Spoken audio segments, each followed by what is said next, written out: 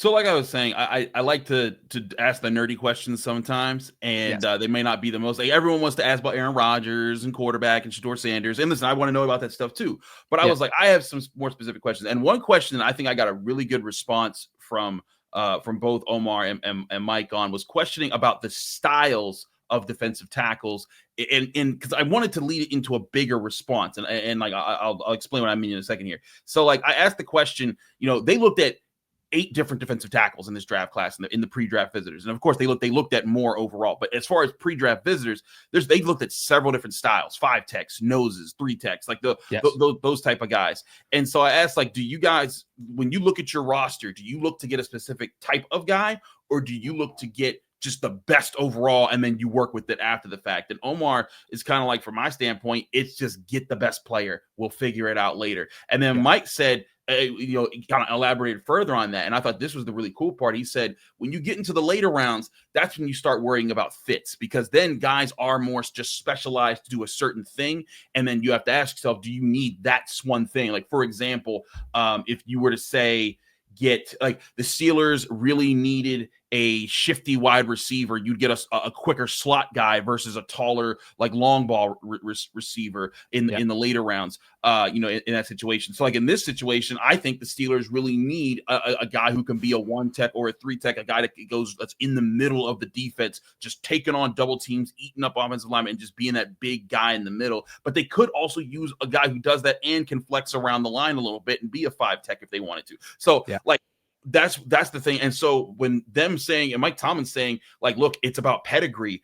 Mike Tomlin said in response to this, he said, look, I'm concerned less about scheme fits at the time. I'm looking at, are you just that good? If your pedigree's that good, you will fit whatever scheme we give you. And so I thought that was a very illuminating response from him. And I thought that was another sign that if they're looking at defensive tackle, which they absolutely are in the first round, I don't think this scares them away from Kenneth Grant, because at one point he did say, the nose tackle is an animal that's dying out, or disappearing rather. That's what he said. But instead of people like, oh, that means he doesn't want Kenneth Grant. I think they see Kenneth Grant as more than just a 2 down, one gap, just a 2 down big guy in the middle, like old school Casey Hampton. I think they think he can do all the things, and that Mike Tomlin led on about the pedigree part tells me that that might be where they're talking. He falls into that category. Yeah, I agree. I took the exact same thing away. As the Pittsburgh Steelers are looking at it, I think defensive tackle is, been very known throughout this entire process, very high on the Steelers list. And first round options, it's okay. Walter Nolan is more of a end type future Cam Hayward replacement guy. Kenneth Grant's in the middle. Walter Nolan is definitely replace Larry Ogunjobi, probably remain the replacement for Larry Ogunjobi. Grant is the dude. You look at Derek Harmon, he's a guy that fits everything that you're looking for. Yeah. He's higher on your list than Grant, but I think you look at both of those guys and the Pittsburgh Steelers are staring at him going, both of these fit whatever we need. Like, I took the same thing away, is that the Steelers are looking at 2 guys, probably 3, but I don't think Walter Nolan is. I think the character concerns are pushing him down their list, or have pushed him down their list. That's just my guess.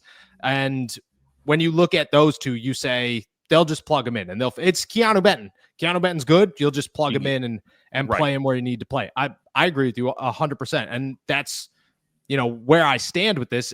Who is your, not the guy that you think the Steelers must draft, but who's the guy that in your head is, okay, the Steelers are looking pedigree, defensive line. Is it Kenneth Grant over Derek Harmon? Because Derek Harmon's, if I remember from when I was on your show, Derek Harmon's your number 2 behind Mason Graham, right? No. Kenneth Grant is my number 2 behind Mason Kenneth Grant is 2, and then Derek Harmon. Yes, correct. So that's where we're at. And honestly, I wouldn't be shocked if, like, if Kenneth Grant was even before Mason Graham in the Steelers' eyes, because what Mason Graham does when you study him, he is a great one-on-one pass rush winner. Like, when he has the frame, he has the prototypical build to be a future dominant guy. But Kenneth Grant does a lot of the things that cleaned up the space for Mason Graham to be who he was. He eats those double teams a lot regularly, and a lot of times he'll do it to the point where like you didn't have to worry about it. Like it wasn't like he was just being double teamed because he had to be, and Mason Graham was winning more often. It was like, no, he's doing it, and he's very important to the defense. And so I think if you're the Steelers, I think Kenneth Grant's up there. And for me, that I since the start of my draft process, like when I was just doing my initial precursory, like, hey, let's just get to know some of these guys a little bit. Let's watch some highlights. Let's watch some full game tape of like when I look at their stats were really high. And then I'm like, okay, these are the high sides. And whoa, who is this guy? And I was just like, I was just like, who I got to learn more about him. And then immediately I was just like, I love the Kenneth Grant tape. And then I got to Google the Derek Harmon tape, the Walter Nolan tape, and I liked it. But Kenneth Graham has stuck with me since the start of this process as being like, if he can do what he did in Michigan and keep growing, he will be a problem in the Steelers defense. He will be a force, and he will allow Keanu Benton to flex out a little bit more to the 3. It'll allow them more flexibility. It'll give them another dominant force. And I think that him and Keanu Benton can be a 1-2 punch, for when Cam Hayward eventually does retire, and that becomes a serious thing. And while Cam Hayward's here, I think that he's a guy that you put him in the middle, he will be that force, and it gives you so much more flexibility back with that D-line, which is something I think they've really needed. I agree. Do you, before, I mean, not to get away from draft talk, but there's the conversation I actually get asked a lot, like, well, could Keanu bounce out? Does he fit the Steelers defense? I don't remember who it was, question that a couple months ago, and then it sparked a conversation. Does Keanu move? Like, does that work in your eyes? You're more I think it does. film than I am. No, I think he can do that. In fact, I think Keanu would benefit from not having to be the guy that takes on the brunt of the physical. I think Keanu Benton is a guy who wins on those one-on-ones a little bit more often. Yeah. I think that he's one of those guys that can get a little bit sharper there and be more dangerous when it comes to winning those spots. Like, like Stephon Tuitt. If you go back to Stephon Tuitt, a different build from Keanu Benton. I'm not saying their builds and makeups were the same, but it took Stephon Tuitt time before he became a double-digit sack man that was just a consistent presence in the middle. He had to figure out how his body worked and how to use that the best ways. There were years where he came in heavier, he came in lighter to training camp, and he was he was trying different things to figure out what's the best mode for me to be in the NFL.